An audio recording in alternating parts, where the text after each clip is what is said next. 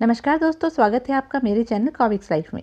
शुरू करते हैं मनोज कॉमिक्स की एक और मज़ेदार कॉमिक्स, तकदीर। तकदीर कहानी प्रेमनाथ पम्मी, चित्रांकन संदीप आर्ट। कालिंदी से जब महाराज चतुरसेन ने शादी की थी तो एक शर्त उसके पिता ने महाराज के सामने रखी थी, जिसे मान लिया गया था। शर्त थी कि कालिंदी से जो भी पुत्र होगा वही एक दिन महाराज का उत्तराधिकारी बनेगा। जहाँ तक महाराज का प्रश्न था, उन्हें उस शर्त के मानने में कोई आपत्ति न थी, क्योंकि संतान के लिए ही उन्होंने कालिंदी से शादी की थी। लेकिन 4 वर्ष बीतने के बाद भी जब कालिंदी मां न बन सकी। भाग्य की कैसी विडंबना है कि चौथी रानी कालिंदी भी मां नहीं बन सकी। 4 साल उससे विवाह किए हो गए, क्या संतान के लिए 5वां विवाह करना होगा? तभी महल की एक दासी ने आकर महाराज को चौंका दिया। महाराज को दासी का प्रणाम। महाराज, आज यह दासी आपको एक अमूल्य खबर देगी, लेकिन बदले में इससे क्या मिलेगा? पहले हम समाचार तो जाने, तभी उसके मूल्य की परख होगी। चारों दिशाओं में आपकी जय जयकार होने वाली है महाराज। बड़ी रानी जी शीघ्र ही मां बनने वाली हैं। क्या क्या कहा तुमने? एक बार फिर कहो। ओह, हमें यकीन नहीं आ रहा। महाराज चतुरसेन ने शुभ समाचार लाने वाली दासी को अपने गले से माला उतारकर इनाम में दी। महाराज, मैंने पहले ही कहा था, समाचार अमूल्य है। मैं चांदी के जेवर और किमखाब के वस्त्र भी लूंगी। रानी जी पुत्रवती हो। हम जरूर देंगे, किंतु तब जब युवराज जन्म लेंगे। हटो, हमें महारानी के पास जाना है। महल का वातावरण, जो आज से पहले तक उदास था, खुशियों से महक उठा। इस समाचार से महल के हर कोने में नई उमंग जाग उठी। आज कितना भाग्यशाली दिन है।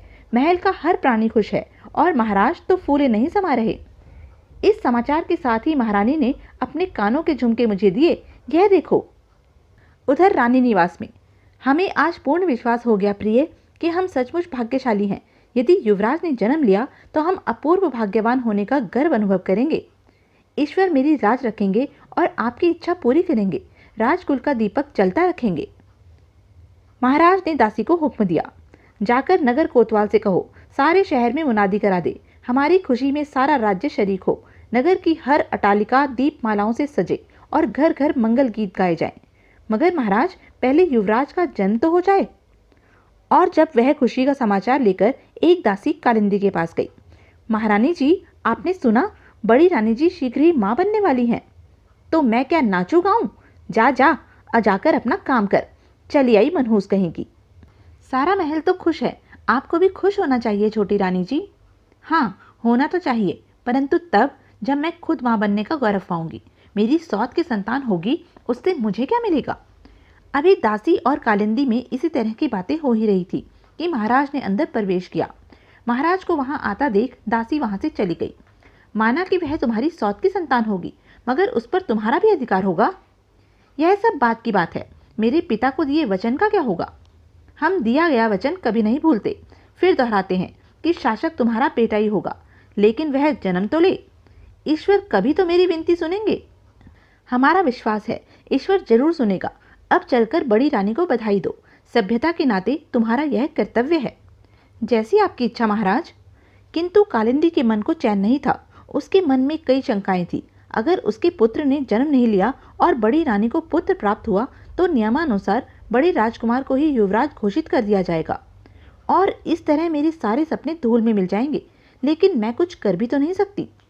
और अगले दिन शाम को जब कालिंदी महल के पीछे उद्यान में सैर कर रही थी कि एक दासी उसके पास आई और बोली, यदि रानी जी नाराज न हो तो कुछ कहना चाहती हूँ। कल से ही कहने को बेचैन हूँ। हाँ हाँ, कह जमुना, तू क्या कहना चाहती है? पटरानी जी, बड़ी रानी तो अब मां बनने वाली है, आपका क्या होगा? महाराज अपना वचन स्वयं दोहरा गए हैं। अब मुझे कोई चिंता नहीं। किंतु मुझे तो चिंता है। अब किसे पता है कि कल क्या होगा? भगवान न करे कई साल बाद आप मां बनी और बड़ी रानी ने अभी पुत्र को जन्म दिया और महाराज असमय चल बसे तो वचन कैसा? क्या कह रही हो? क्या मतलब है तुम्हारा? मेरा मतलब है रानी जी, यह परंपरा है कि बड़ा पुत्र ही युवराज होता है और युवराज ही राजा बनता है। अगर युवराज ने बाद में यह नियम न तोड़ा तो? मगर अब मैं क्या कर सकती हूँ इस बारे में? अगर आप अनुमति दें तो क्या नहीं किया जा सकता? और फिर मैं भला किस दिन काम आऊंगी? और जमुना कालिंदी के कान में फुसफुसाने लगी। नहीं नहीं, यह ठीक नहीं है। अगर कहीं भेद खुल गया तो महाराज तेरे साथ साथ मुझे भी जिंदा दीवार में चिनवा देंगे।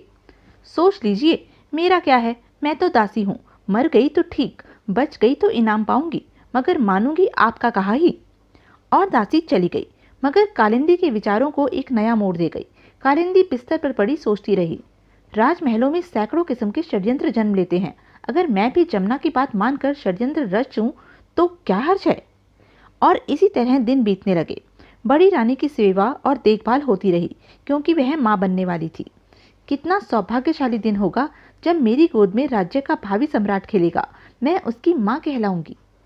लेकिन समय कब रुकता है। वह दिन भी आ गया जब बड़ी रानी किसी भी क्षण मां बन जाती।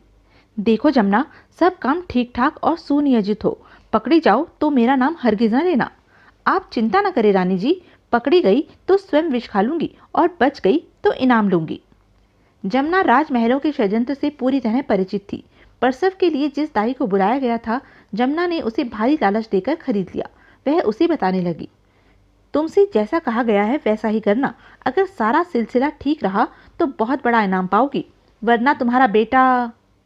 जमुना ने लालच के अलावा दाई के इकलौते बेटे को भी अपने कब्जे में कर रखा था और उसे मारने की धमकी दी थी।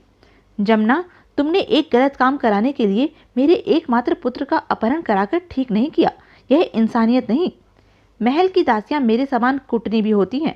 और फिर रानी कालिंदी हमारे साथ है। डरो मत, तुम्हारा बेटा सुरक्षित है। और यथा समय बड़ी रानी ने 2 जुड़वा पुत्रों को जन्म दिया, किंतु प्रसव के समय रानी अचेत हो गई थी। उसे कुछ पता न चल पाया कि उसने किसे जन्म दिया है। अगर इन्हें महाराज को सौंपती हूँ तो मेरे बेटे की जान जाती है। अगर जमुना को देती हूँ तो महाराज के प्रति और अपने वंश के प्रति महान विश्वासघात होगा। अब मैं करूं तो क्या करूं। और प्रसव के कुछ पल बाद ही जमुना दाई के पास आई। दाई 2 नवजात शिशुओं को गोद में उठाई थी। जमुना ने पूछा, पुत्र हुए या पुत्रियां? राजकुमार।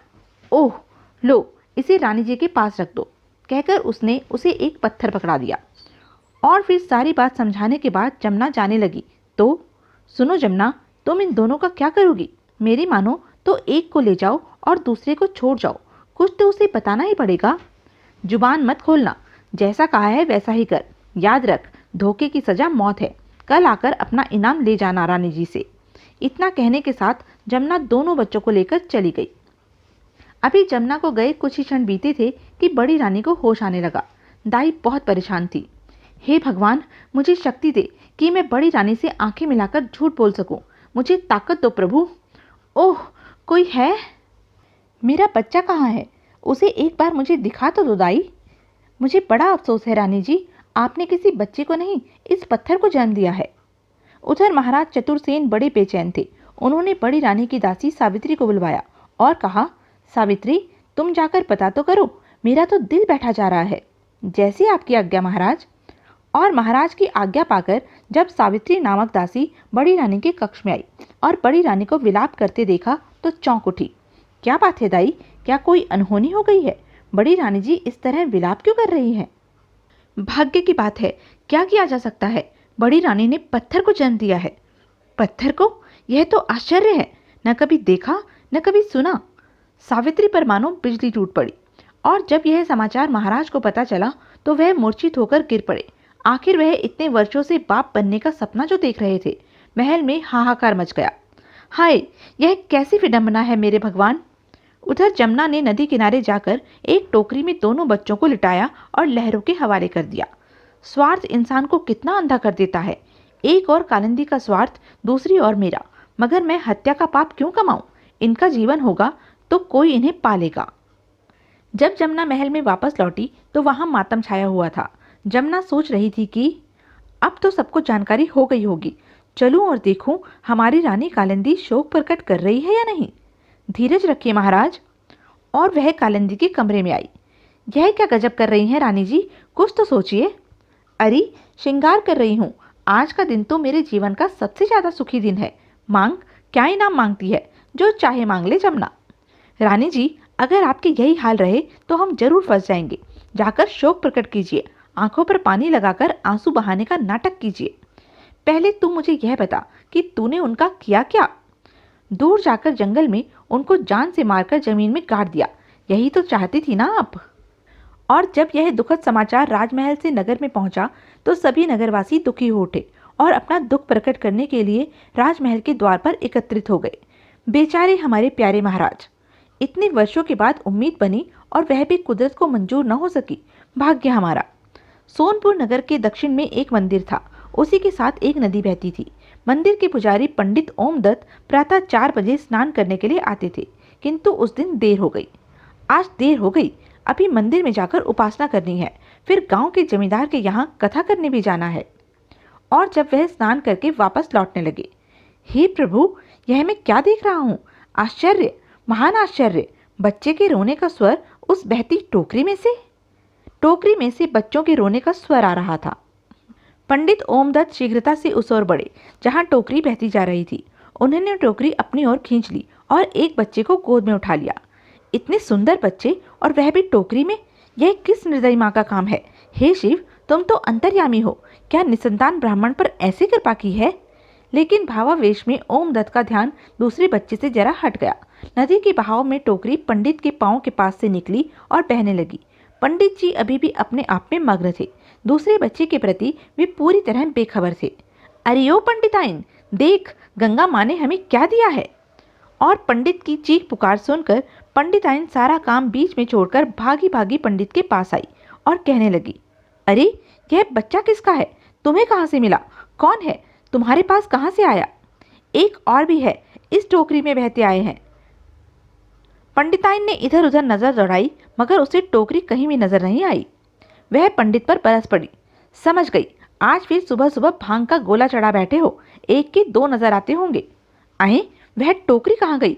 अभी अभी तो यहाँ थी। कितनी हैरत की बात है, टोकरी यूं अचानक ही गायब हो गई है। मैं यह कैसे भूलूं कि उसमें एक और भी बच्चा था। गंगा माई, तेरी लीला अपरंपार है।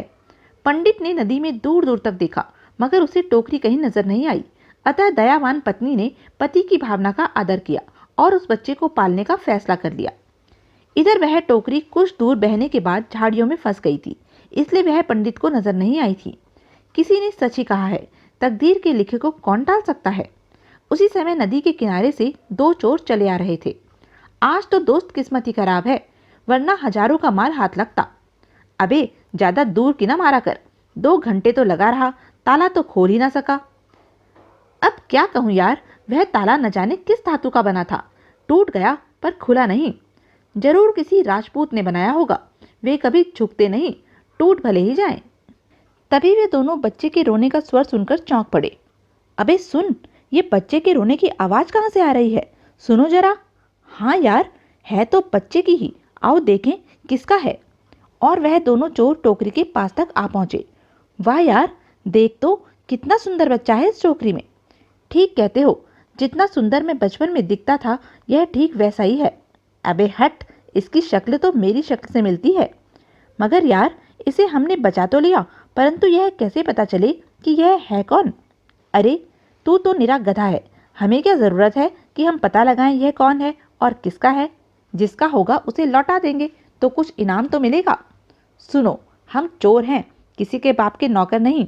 लावारिस चीज मिली तो हमारे बाप की। तो यह थी अब तक की कहानी। आगे की कहानी जानने के लिए बने रहें मेरे साथ। और हाँ, मेरे चैनल को लाइक, शेयर और सब्सक्राइब करना ना भूलें। धन्यवाद।